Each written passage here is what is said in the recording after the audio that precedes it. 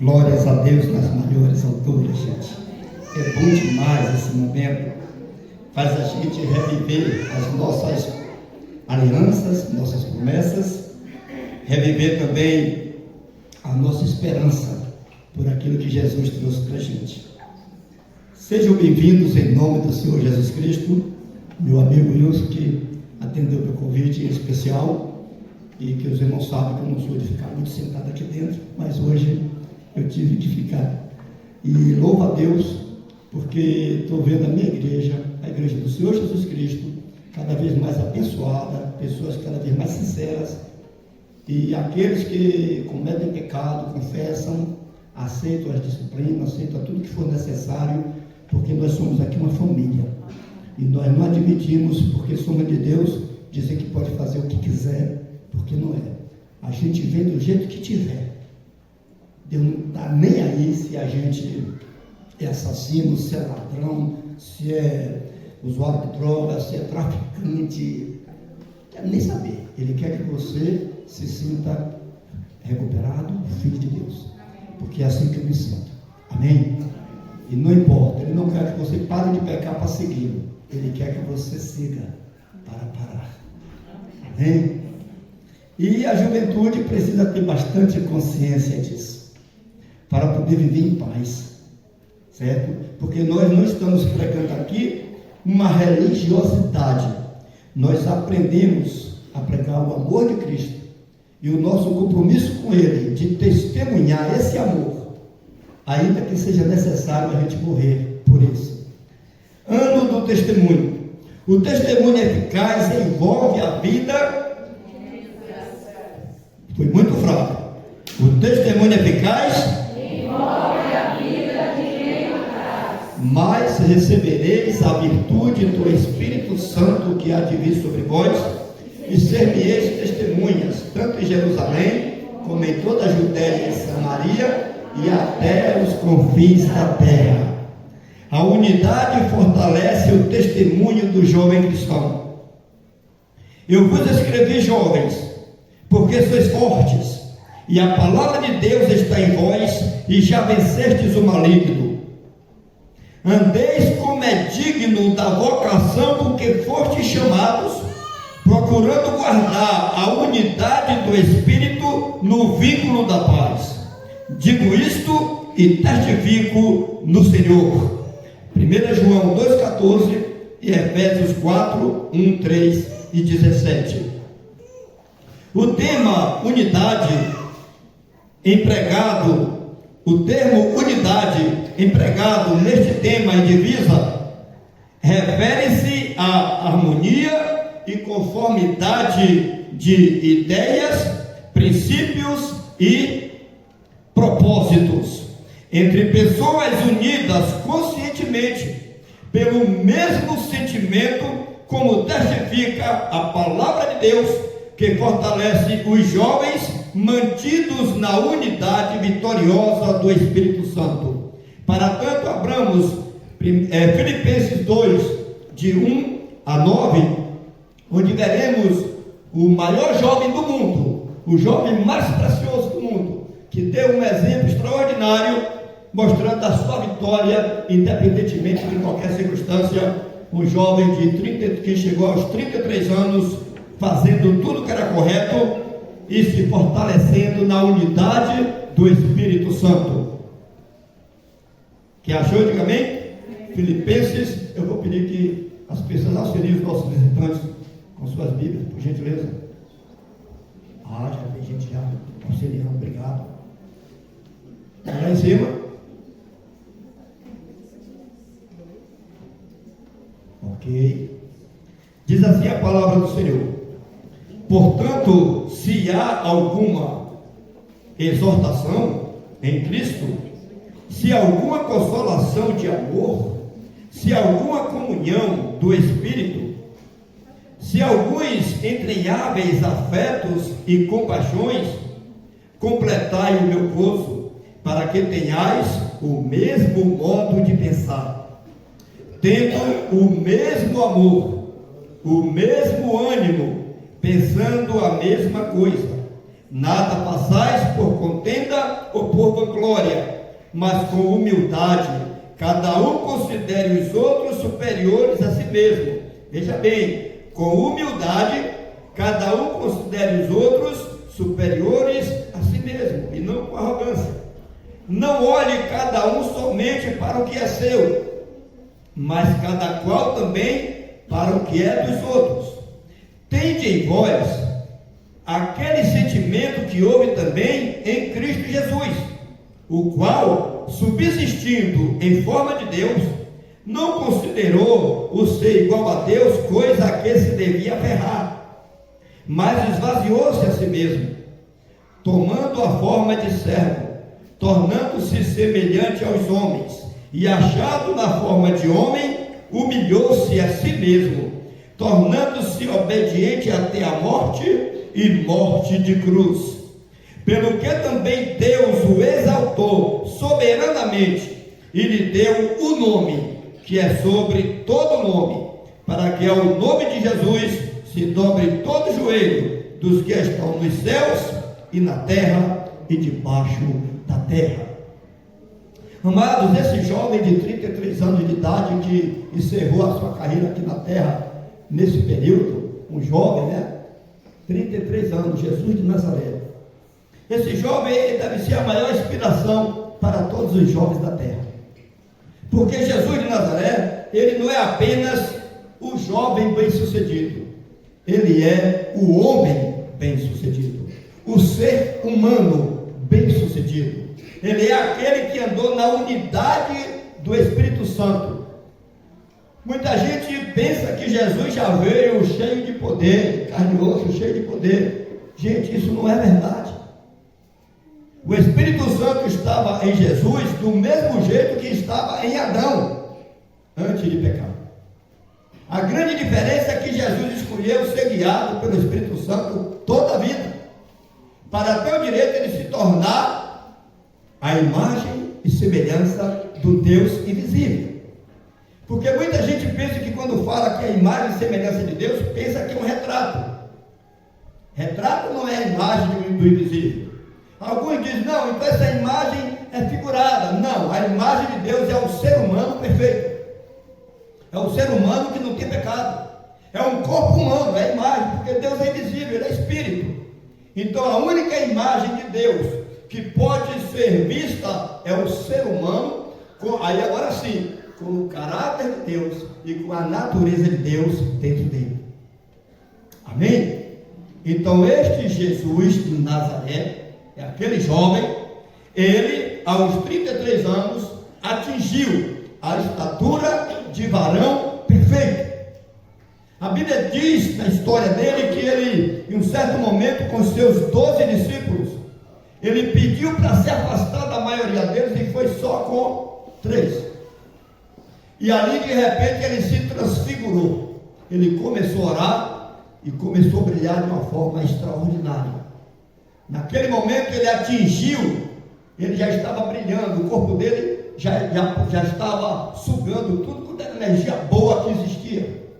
Ele estava ali sendo perfeito, ele não tinha mais nada que atrapalhasse a vida dele. Naquele momento ele podia dizer, Pai, estou indo, já sou tua imagem e semelhança, tchau mundo, tchau. Só que enquanto ele estava se transfigurando, apareceram diante dele 2 homens com mais de 1000 anos de vida fora da terra. Eles não morreram, Moisés e Elias, e sabemos também de Enoque, que pode ter até outras pessoas que simplesmente não morreram. Só que eles estavam aguardando Jesus ser o vencedor. Porque eles estavam vivos, porque neles estava encarnado o Espírito da lei em Moisés. Em Elias estava encarnado o Espírito da graça. Só que a lei é sombra. A lei só teria valor até o dia que Jesus vencesse ou que Jesus perdesse. Dali em diante, acabaria todos os direitos. E Jesus podia ir embora e dizer assim, Pai, eu sou o homem perfeito. Todo mundo que está aí agora pode mandar embora para o inferno. Mas Jesus fez o contrário. Quando Moisés e Elias apareceram a ele, perguntaram a ele, Jesus, já estou vendo aí que você já está com o corpo em glória. você vai a Jerusalém morrer ainda? Aí Jesus disse, eu vou cumprir, porque tem uma porção de gente, não só de agora, mas do futuro, que vai precisar do meu sacrifício, para poder se restaurar de todos os infortúnios que a vida humana lhe proporciona, dentro e fora da igreja, porque a maior traição que já tivemos na história da humanidade foi na própria igreja. Um discípulo de Jesus traiu ele por 30 moedas de prata e ainda deu um beijo de falsidade, que é chamado de Judas. E naquele dia, em vez de Jesus se revoltar, Jesus estabeleceu a Santa Ceia do Senhor. Em vez dele gritar, ficar com raiva, ele disse, não, vem cá todo mundo, senta aqui, vamos comer aqui. Esse pedaço de pão representa o meu corpo, que vai ser partido por vós. E esse copo de vinho representa o meu sangue, o sangue da nova aliança, que vai restaurar todas as pessoas que confiarem em mim. E assim Jesus combinou com eles que iria para a cruz em Jerusalém. Aí ele voltou ao seu estado normal, o seu corpo como está o nosso aqui agora, porque ele decidiu e ficou vivendo até o dia de ser crucificado de uma forma terrivelmente cruel. Isto mostra que no meio de uma sociedade tão podre, tão corrompida, no meio de uma circunstância de vida que a gente não sabe de nada, nós vivemos do que acreditamos. Quando alguém diz que isso aqui é uma jarra, a gente acredita porque alguém falou. Mas se alguém mentindo, pega uma criancinha e disser que é outra coisa, ela vai acreditar ali a vida toda. Então nós não vivemos do que sabemos. E os homens mais sábios do mundo disseram que quanto mais aprendia, que quanto mais entendia, sabia só de uma coisa, que não sabia. Quanto mais sei que não sei. Mas Jesus vem e diz, eu sei quem sou, eu sei de onde vim, eu sei para onde vou, e é eu que sou o caminho, a verdade e a vida. Ninguém vem ao Pai senão por mim, e o Pai está em mim, e eu lhe obedeço, e eu sou testemunha dele, e o meu testemunho é verdadeiro, porque nenhum testemunho de uma pessoa só pode ser considerado válido, só de 2 pessoas em diante. Aí Jesus afirmou, o Pai está comigo, somos 2, o testemunho, meu testemunho é verdadeiro, e as obras que eu faço, a minha unidade com ele é que me dá a autoridade de eu fazer toda a bondade na terra. É a minha unidade com o Pai e com o Espírito Santo que me permite ser um com ele e ser a única expressão visível dele, para que a humanidade creia. Por isso que nós não podemos de forma alguma nos envolver com outro tipo de adoração que não seja ao Senhor Jesus Cristo. Um dia seremos iguaizinhos a ele. Um dia seremos sem pecado, seremos incorruptíveis, teremos um corpo que nada mais vai destruir, porque Jesus subiu de corpo e alma, um corpo incorruptível, e sentou no trono do poder, e hoje ele e o Pai é um, porque ele é a verdadeira imagem do Deus invisível. A unidade que era apenas em ideia, que era apenas de uma consciência, de caráter, de princípios, e como também de propósito, agora era um ser só. O Pai e o Filho, embora o Filho como homem, 100% homem, e como Deus é 100% Deus, ele consegue viver essa distinção. Por isso que em 1 Timóteo, no capítulo 2, versículo 5, que eu peço que vocês abram, que vale a pena abrir para ter essa conclusão, a gente vai ver a condição com que Jesus existe lá no céu.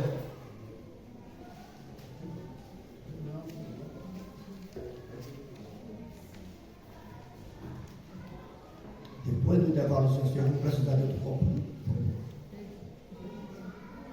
Copo puro. Porque há um só Deus. Amém? Não existe 3 deuses. Um Deus Pai, um Deus Filho, um Deus Espírito Santo. É um Deus só, que é Pai, Filho e Espírito Santo. Mas diz mais forte, e um só mediador entre Deus e os homens, Jesus Cristo, homem. Então ele, como homem, não é Deus, ele é o mediador, é o único que saiu dessa terra e está no céu. No céu não tem mais ninguém que saiu aqui chegou lá, ninguém, nem os que estavam vivos, estavam em outro lugar, porque esse espaço é grande, tem lugar para tudo nesse universo. Mas aonde está Deus? No trono, na glória, o único que chegou lá de corpo e alma é Jesus de Nazaré. E ele é o único mediador entre Deus e o homem. Está lá um corpo humano sentado no trono de Deus. Não diz que tem dois tronos, os dois estão no mesmo trono, porque Jesus é a incorporação de Deus. Aí está a unidade. E a juventude, quando alcançada por esse texto de Filipenses que nós lemos, a nossa juventude, ela tem que ter a consciência da unidade das ideias, dos pensamentos que somos carregados de informações para gerar em nós a capacidade de raciocinar e de escolha, como também chega no auge em Filipenses, tende em vós o mesmo sentimento que houve em Cristo Jesus. Olha bem, Cristo é o ser invisível, Jesus é o ser humano. Amém? Não veio Jesus do céu veio o Cristo. O Cristo sempre existiu. E ele era conhecido aqui como o Verbo. E o Verbo se fez carne e habitou entre nós. E vimos a sua glória como a glória do unigênito do Pai, cheio de graça e de verdade. Precisamos ter essa certeza, porque se tiver alguém aqui dizendo que é de Cristo, duvidando disso, não está na unidade. Se tiver alguém aqui, algum jovem dizendo, olha, eu sou de Jesus, mas eu não acredito que ele nasceu de uma virgem, está fora da unidade. Se tiver alguém aqui duvidando que Jesus subiu de carne e osso, que está lá no céu de carne e osso, está fora da unidade. Porque a unidade não significa uniformidade, porque tem, infelizmente, a religião quer que a gente seja uniforme. Todo mundo tem que vestir o mesmo tipo de roupa, ninguém pode usar uma cola, ninguém pode usar aquilo, ninguém pode fazer. Isso é uniformidade. Todo mundo tem que ser um robozinho, igualzinho. A Bíblia fala de unidade. Nós somos todos diferentes, mas unidos em um só propósito. Somos todos diferentes, mas unidos pelo mesmo Espírito. Temos toda a capacidade de pensar, de discordar, de fazer acontecer, mas todos buscamos chegar ao mesmo ponto de vista. Precisamos discutir. Por isso que nós temos a escola bíblica dominical, por isso que nós discutimos com os teólogos e nunca chegamos para dizer, esgotou a teologia. Olha, a teologia é perfeita. Não é perfeita. Perfeito é o Deus da teologia. É o Deus verdadeiro. A gente está muito longe de ter uma ideia uniforme de Deus, mas temos que ter a humildade de aproveitar a melhor ideia que já encontramos para vivermos baseado nela, unidos em amor. Porque Jesus disse que todo segredo para andar com Deus é amar. Porque quem ama conhece a Deus. Quem não ama não conhece a Deus. Por isso que o texto diz no versículos 1 e 2 de Filipenses, voltando, né? 1 e 2 diz, portanto, se há alguma exortação em Cristo, se há alguma consolação de amor, se há alguma comunhão do Espírito, se há alguns entranháveis afetos e compaixões, completai o meu gozo, para que tenhais o mesmo modo de pensar, tendo o mesmo amor, o mesmo ânimo, pensando a mesma coisa, e nada fazendo por contenda ou por vanglória, mas pela unidade, para que todos cresçam juntos. Então a unidade está em a gente estar fundamentado nas mesmas coisas, no mesmo Deus, na mesma esperança, como nós vamos ver na próxima leitura. Também no Salmo 110, versículo 3, dentro ainda desse panorama mensal do mês, eu vos escrevi, jovens, porque sois fortes, e a palavra de Deus está em vós, e já venceste o maligno, andeis como é digno da vocação que foi te chamado, procurando guardar a unidade do Espírito no vínculo da paz. Digo isto e testifico no Senhor. Olha o que diz o Salmo 110, versículo 3. Quem achou, diga amém? Na nossa versão está escrito assim: o teu povo será muito voluntário no dia do teu poder, nos ornamentos da santidade, desde a madre da alva, tu tens o orvalho da tua mocidade. Então, mocidade, você é chamado para uma santificação, para um poder de vitória, conforme diz esse texto. A unidade do Espírito determina a eficácia da força testemunhal dos jovens santos voluntários de Cristo, conforme esse salmo afirma. E quando fala em algumas versões, dá a impressão de que não está falando dos jovens, mas de alguém que tem o poder jovem. Mas algum texto fala exatamente jovem, porque a tradução do hebraico para o português está falando tudo em tempo, em condição atemporal. Então nunca se sabe na língua hebraica quando é passado, presente ou futuro, porque é uma linguagem atemporal. Então aqui está dizendo também que é a juventude voluntária, porque quem vem ser crente a pulso não adianta.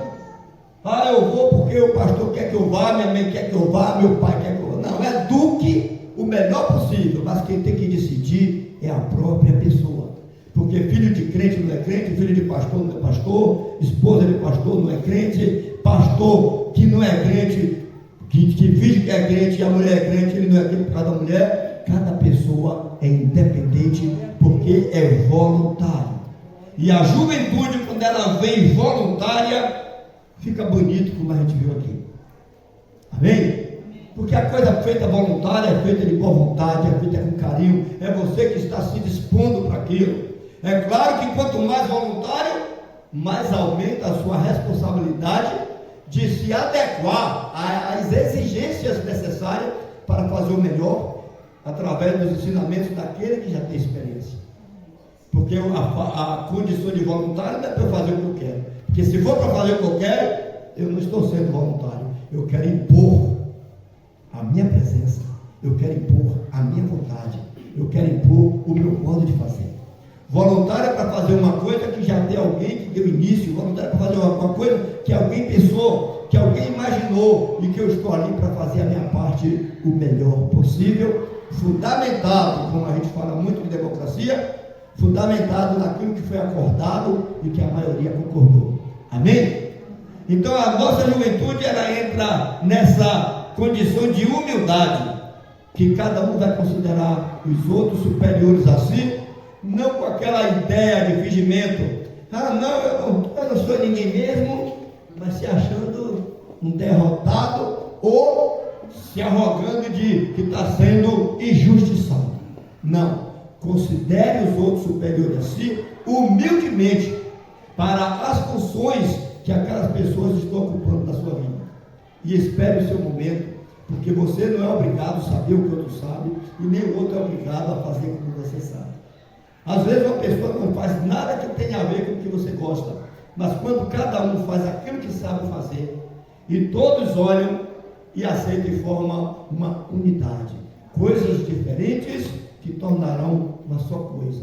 Eu tenho um dedo, eu tenho uma mão, eu tenho um olho, eu tenho um pé. Quando junta tudo isso, forma um corpo humano. A mesma coisa é Cristo. Quando junta cada um com seus dons, cada um com a sua própria personalidade, mas tendo a humildade de se envolver com o outro, aproveitando os dons que o outro tem e sendo honesto para fazer o melhor que você pode, isso é a unidade do Espírito. E isso é a formação do corpo de nosso Senhor Jesus Cristo. E o Salmo 110, versículo 3, mostra que os que são de Deus vêm voluntariamente para fazer o seu exército, para vencer a sua guerra. E a guerra de Deus é a guerra contra o pecado. Na condição de hoje, 1 Pedro 5, de 5 a 12, diz o seguinte: juventude cristã testifica a força de unidade na sujeição mútua. Juventude cristã testifica a força de unidade na sujeição mútua.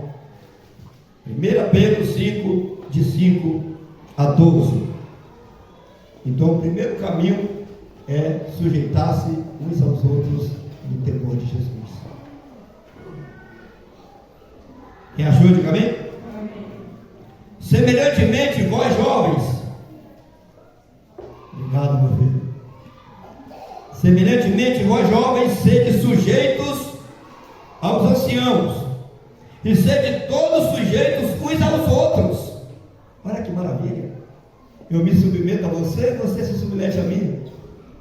Então, quando há honestidade nisso, é maravilhoso, porque eu me sinto responsável por você e você se sente responsável por mim. O que eu fizer, vou fazer para você como se estivesse fazendo para mim. O que você fizer para mim vai ser como se você estivesse fazendo para você. É isso que está dizendo esse texto. Amém? Sede todos sujeitos uns aos outros e revestivos de novo de quê? De humildade. Olha como a humildade é batida nesses textos. Porque Deus resiste aos soberbos, mas dá graça aos humildes. Humilhai-vos, pois, debaixo da potente mão de Deus, para que a seu tempo vos exalte.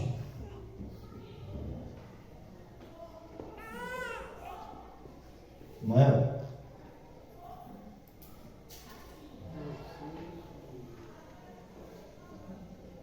Lançai sobre ele toda a vossa ansiedade. Eu lancei uma caneta para Ismael, e eu não poderia lançar a caneta e ir atrás para pegá-la antes de chegar na mão dele. Conseguiria? Nem se eu fosse da flecha, né? Lançando sobre Deus toda a vossa ansiedade, porque Ele tem cuidado de vocês. Amém? Quando é humilde. Mas ele diz o quê? Que ele ama o humilde, mas resiste aos soberbos. Soberbo é aquela pessoa que diz: eu não preciso não. Nada disso aí é para quem está. Quando a gente vai evangelizar alguém que tem socialmente uma vida organizada, sabe? Não. Quem está precisando é meu irmão, minha irmã, bebe muito, fuma, briga, aí está precisando, pastor, vai lá e faz a visita. Quem está precisando dessa coisa de Deus sou eu, é todo mundo. Se eu achar que porque eu estou tendo uma vida humana, social legal, que isso basta, eu estou sendo iludido, porque eu vou morrer a qualquer momento. A minha vida boa humana, a minha educação, a minha vida social aceitável pela sociedade, só serve para quê? Ela não soma nada para a vida eterna. Está escrito, ó, ainda que eu falasse a língua dos homens e dos anjos. Tem até uma música circulando por aí. Se eu não tiver amor, nada disso é vida. Ainda que eu tenha fé ao ponto de transportar os montes, se não tiver amor, nada disso é vida. Ainda que eu conheça todo o mistério, toda a ciência, meu avô, meu neto, ainda que eu dê tudo que tenho aos pobres, ainda que eu dê meu corpo para ser queimado, se não tiver amor, nada disso aproveitará. Então eu posso ser a melhor pessoa do mundo, não vai adiantar, não vai resolver a questão. Eu vou ser soberbo, porque Jesus, quando ele morreu na cruz, ele disse: olha, por melhor que alguém seja, não dá para se salvar, só se eu pagar. Então é uma arrogância que eu deixo: pastor, ele está precisando, aquela pessoa ali, que só anda embriagado, que só anda prostituindo, que só anda matando pai, matando mãe. Nada, gente. Eu preciso dessa salvação. Teve um homem chamado João Batista, que já disse que foi o melhor homem do mundo, ficou em cima do muro. Aí já disse: olha, tudo que João fez aqui, legal, o profeta, João conseguiu harmonizar a lei e os profetas nele só. É brincadeira? O melhor homem do mundo batizou Jesus, o melhor homem do mundo, e depois ele ficou em cima do mundo: ó Jesus, és tu mesmo que a gente está esperando, ou é para esperar outro? Aí Jesus mandou dizer para ele: olha, está acontecendo isso, cego está enxergando, mudo está falando, aleijado está andando, e bem-aventurado, aos pobres está sendo pregado o evangelho, e bem-aventurado aquele que não se escandalizar em mim. Aí vem Pedro,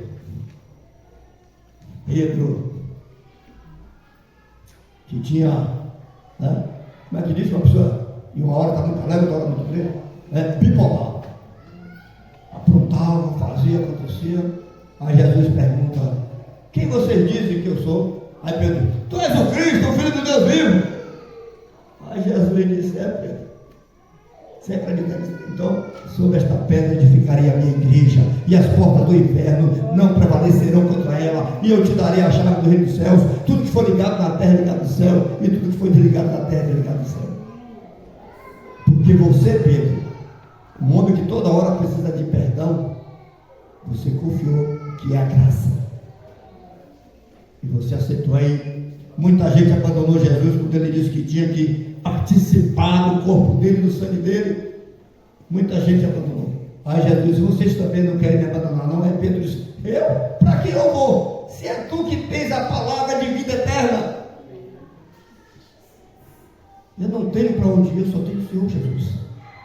Aí Jesus disse: pronto, está garantido. Um bandido na cruz, Jesus disse, se arrependeu, Jesus disse: hoje estarás comigo no paraíso.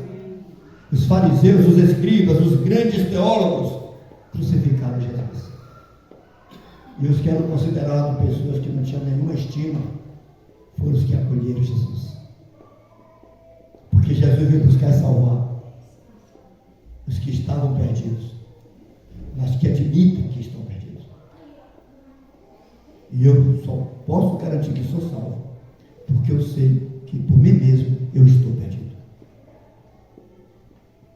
Só podemos dizer que é salvo se tiver certeza que é perdido, porque você é salvo pelo sacrifício de Jesus e não pelo seu mérito. E jovens, a unidade é para que a gente tenha essa consciência.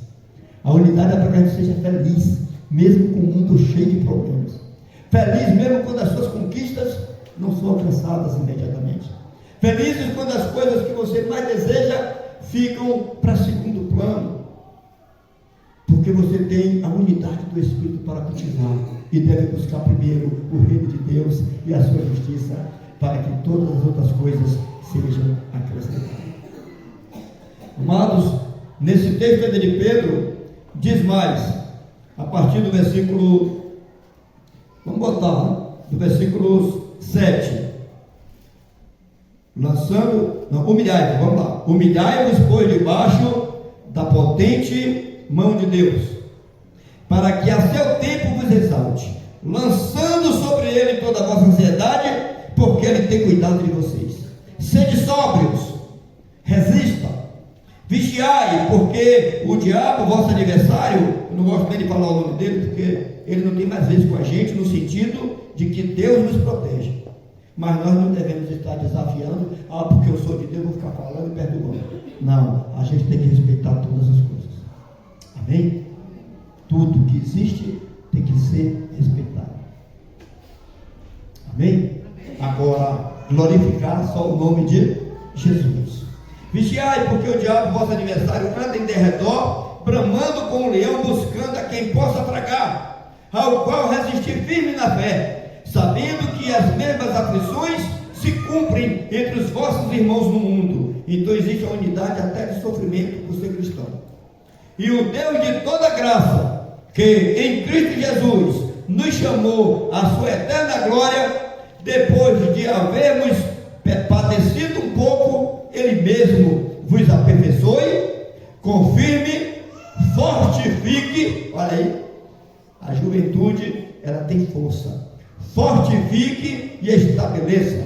A Ele seja a glória e o poderio para todos sempre. Amém. Por Silvano, vosso fiel irmão, como cuido, escrevi brevemente, exortando e testificando que esta é a verdadeira graça de Deus, na qual estáis firmes. Então é nessa graça, irmãos, nessa certeza, essa salvação de Jesus, e de que nosso mérito é apenas de dizer sim para Jesus, confiar, se entregar e dizer: eu aceito a salvação do Senhor Jesus Cristo. Eu aceito que sou salvo pelo que Ele fez. É isso que faz a diferença no ser humano, e que essa juventude possa declarar isso com toda a segurança para todo o povo. Que Deus nos abençoe e que a juventude cristã de Andaraí testifique força de unidade na sujeição mútua. Então sejam uns submissos aos outros, não sejam contenciosos, não briguem, não fiquem de mal, como foi bem tratado aqui nas primeiras apresentações, mas se coloquem sempre dispostos a servir. Que Deus nos abençoe e que, se alguém quer tomar uma decisão em relação ao Senhor Jesus Cristo para essa salvação,